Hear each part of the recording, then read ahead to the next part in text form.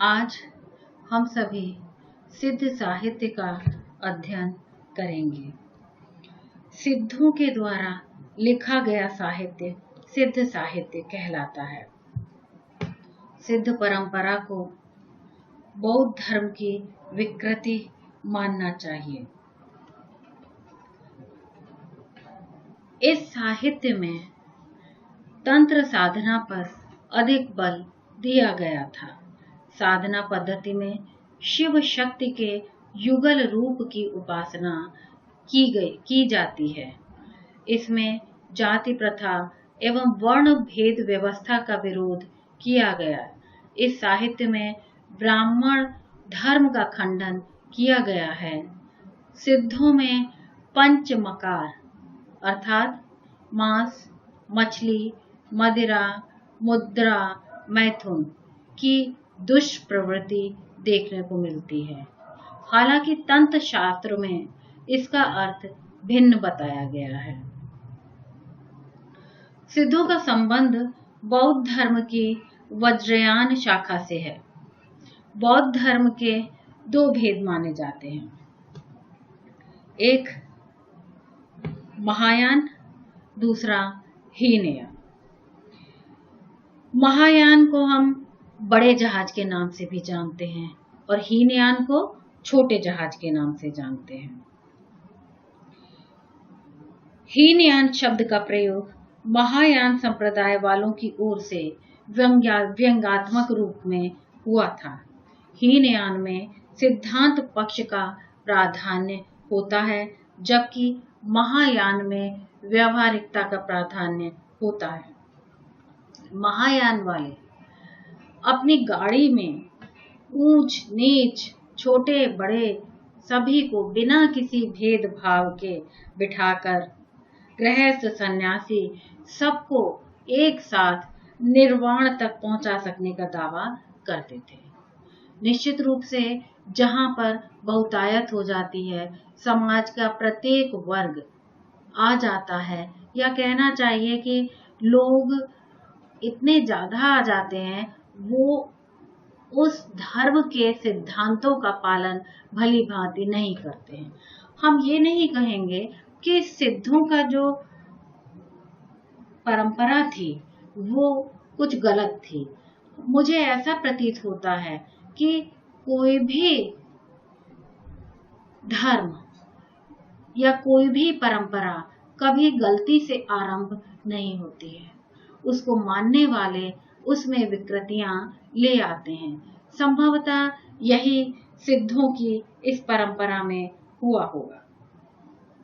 जब इस परंपरा में ऊंच नीच का भेदभाव किए बिना छोटे बड़े गृहस्थ, सन्यासी इत्यादि सभी लोग आज आ गए, तो वो लोग उस धर्म का पूरी तरह से पूर्णतः पालन करने में समर्थ नहीं थे।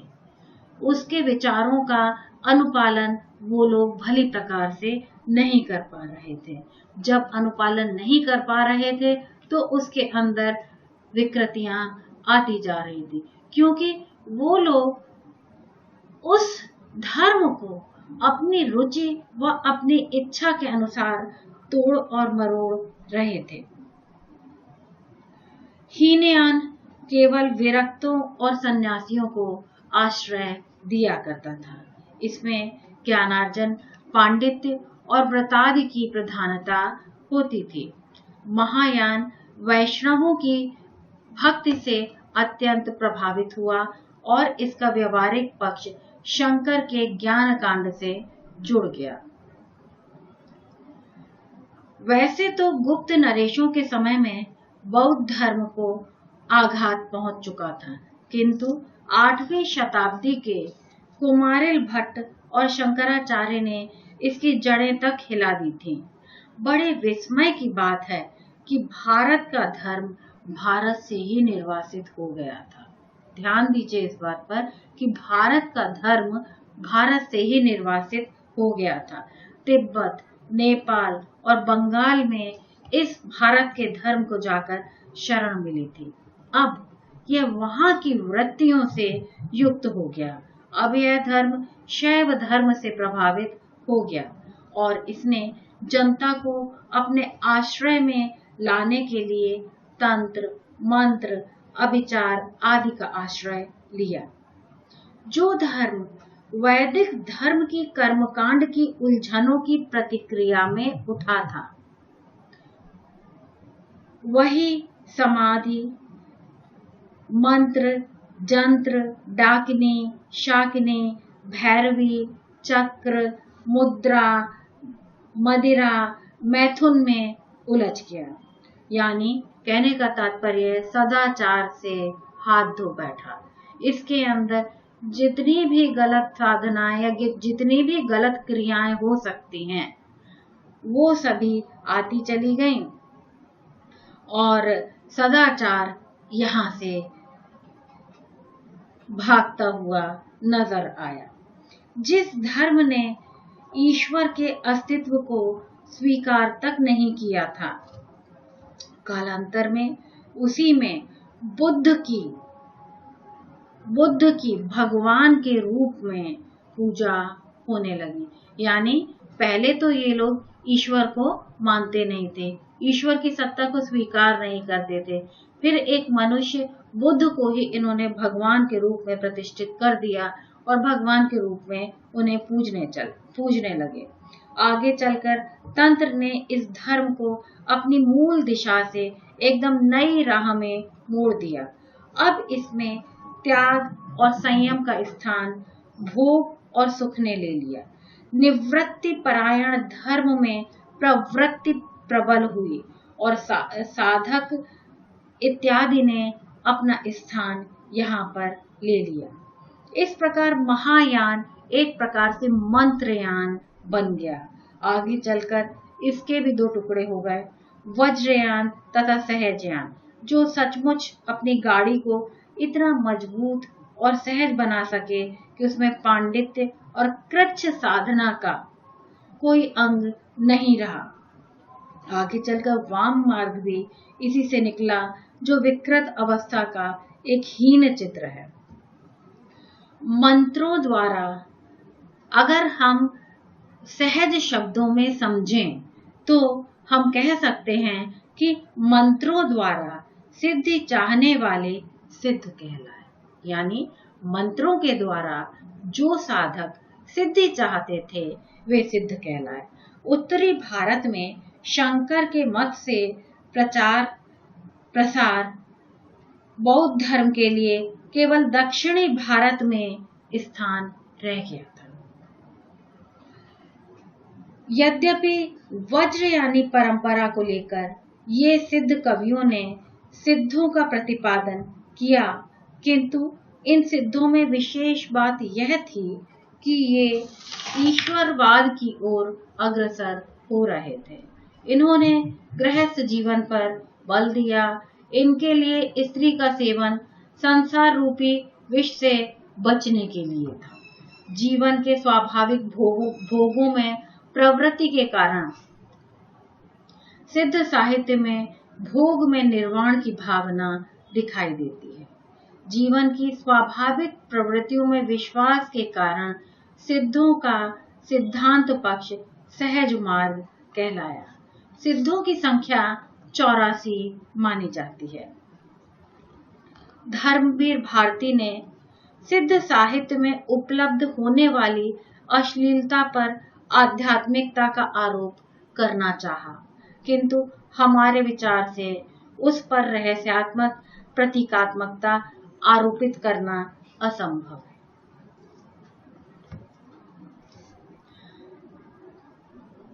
सिद्धों का संबंध बौद्ध धर्म की वज्रयानी शाखा से माना जाता है। नंबर 1, ये भारत के पूर्वी भाग में सक्रिय थे। इनकी संख्या 84 मानी जाती है। ध्यान पूर्वक सुनिए और साथ में याद करते हुए चलिए। इनमें से प्रमुख हैं सरहपा, शबरपा, लुइपा, डोम्भिपा, कुक्करपा आदि। सरहपा प्रथम सिद्ध कवि थे। राहुल सांकृत्यायन ने इन्हें हिंदी का प्रथम कवि माना तथा सर्वसम्मति से इन्हें हिंदी का प्रथम कवि स्वीकार किया। इन्होंने जातिवाद और वाह्याचारों पर प्रहार किया, देहवाद का महिमा मंडन किया और सहज साधना पर बल दिया। ये महासुखवाद द्वारा ईश्वर की प्राप्ति पर बल देते हैं और इन सब में लुइपा का स्थान सबसे उच्च स्वीकार किया जाता है। बौद्ध धर्म के वज्रयान तत्व का प्रचार प्रसार करने के लिए जो साहित्य देश भाषा जन भाषा में लिखा गया वही सिद्ध साहित्य कहलाता है। यह साहित्य बिहार से लेकर असम तक फैला हुआ था। राहुल सांकृत्यायन ने 84 सिद्धों का नामोल्लेख किया है, जिन सिद्ध सरहपा से यह साहित्य आरंभ होता है। बिहार के नालंदा विद्यापीठ इनके मुख्य अड्डे माने जाते हैं। बख्तियार खिलजी ने आक्रमण कर इन्हें भारी नुकसान पहुंचाया। बाद में यह भूट देश चले गए। इनकी रचनाओं का एक संग्रह महामहोपाध्याय हरप्रसाद शास्त्री ने बंगला भाषा में बौद्ध गान ओ दोहा के नाम से निकाला। सिद्धों की भाषा में उलटबासी शैली का पूर्व रूप देखने को मिलता है। हजारी प्रसाद द्विवेदी सिद्ध साहित्य की प्रशंसा करते हुए लिखते हैं कि जो जनता तत्कालिक नरेशों की स्वेच्छाचारिता पराजय से त्रस्त होकर निराशा के गर्त में गिरी हुई थी, उनके लिए इन सिद्धों की वाणी ने संजीवनी का कार्य किया। साधनावस्था से निकली सिद्धों की वाणी चर्या गीत या चर्या गीत कहलाती है। सिद्ध साहित्य को मुख्यतः 3 श्रेणियों में बांटा जा सकता है। पहला नीति या आचार संबंधित साहित्य, दूसरा उपदेश परक साहित्य और तीसरा साधना संबंधी या रहस्यवादी साहित्य। सिद्धों की साधना धर्म का विकृत रूप थी। उन्होंने वामाचार फैलाया। अपनी साधना के लिए ये स्त्री का प्रयोग आवश्यक मानते थे।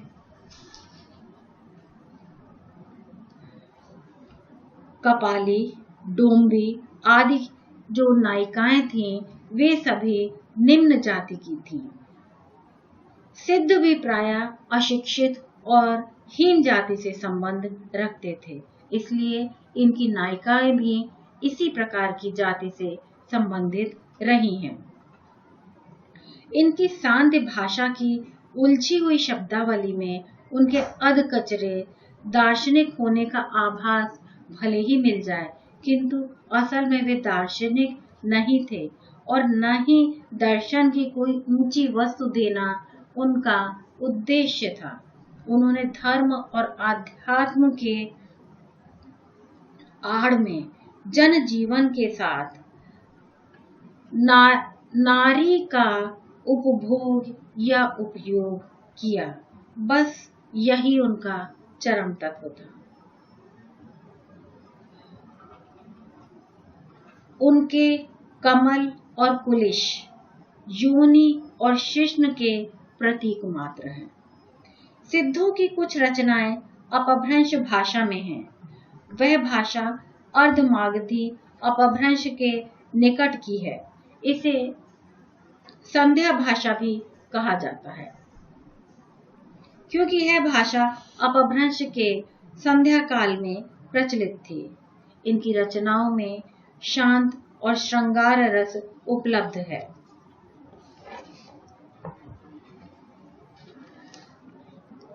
सरहपा को हिंदी का प्रथम कवि माना जाता है। यह बात मैं आपको कई बार बता चुकी हूँ। इन्हें सरोज वज्र, राहुल भद्र आदि नामों से भी जाना जाता है। सिद्धों में यह सबसे पुराने सरहपाद हैं। सिद्धों ने बौद्ध धर्म के वज्रयान तत्व का प्रचार करने के लिए जो साहित्य जन भाषा में लिखा, वह हिंदी के सिद्ध साहित्य की सीमा में आता है। वज्रयान का केंद्र श्री पर्वत रहा है। सहजयानियों की भाषा संध्या भाषा है। कुछ विद्वानों ने संध्या भाषा का अर्थ बताया है कि एक ऐसी भाषा है जिसमें संध्या के समान प्रकाश तथा अंधकार का मिश्रण होता है। ज्ञान के आलोक से उसकी सारी बातें स्पष्ट हो जाती हैं। यानी अलग अलग प्रकार की अलग अलग व्याख्याएं हमें संध्या भाषा की देखने को मिलती हैं। कुछ विद्वानों ने संध्या भाषा का अर्थ अभिसंधि या अभिप्राय युक्त वाणी को बताया है। पंडित विधुशेखर शास्त्री ने बताया कि मूल शब्द संध्या भाषा नहीं बल्कि संधा भाषा रहा होगा। ज्योतिरीश्वर ठाकुर रचित वर्ण रत्नाकर नामक 14वीं शताब्दी के मैथिली ग्रंथ में 84 सिद्धों के नाम दिए गए हैं। सहजयानियों की संध्या भाषा का प्रभाव संत कवियों पर भी पड़ा और वे उलट बांसियां लिखने लगे। राहुल सांकृत्यायन ने सरहपाद का समय 769 ईस्वी में स्थिर किया है। बच्चन सिंह ने लिखा है कि आक्रोश की भाषा का पहला प्रयोग सरहपा में ही दिखाई देता है। सिद्धों की भाषा को संध्या भाषा का नाम मुनिदत्त तथा अद्वय वज्र ने दिया था। याद कीजिए, सिद्धों की भाषा को संध्या भाषा का नाम मुनिदत्त तथा अद्वय वज्र ने दिया। शबरपा सरहपा के शिष्य तथा लुईपाद के गुरु थे। शबरों की वेशभूषा में रहने के कारण इनका नाम शबरपाद पड़ा। इनका जन्म क्षत्रिय कुल में सन 780 ईस्वी में हुआ। चर्यापद शबरपा की प्रसिद्ध पुस्तक है। चर्यापद एक प्रकार का गीत है जो सामान्यतः अनुष्ठानों के समय में गाया जाता है। चर्यापद संध्या भाषा के दृष्टकूट में लिखी गई हैं, जिनके दोहरे अर्थ होते हैं। सिद्धों का दोहा चर्यापद संत साहित्य में क्रमशः साखी और सबदी में किंचित रूपांतरित हो गया। लुईपा का जन्म धर्मपाल के शासनकाल में सन 773 ईस्वी में एक कायस्थ परिवार में हुआ था।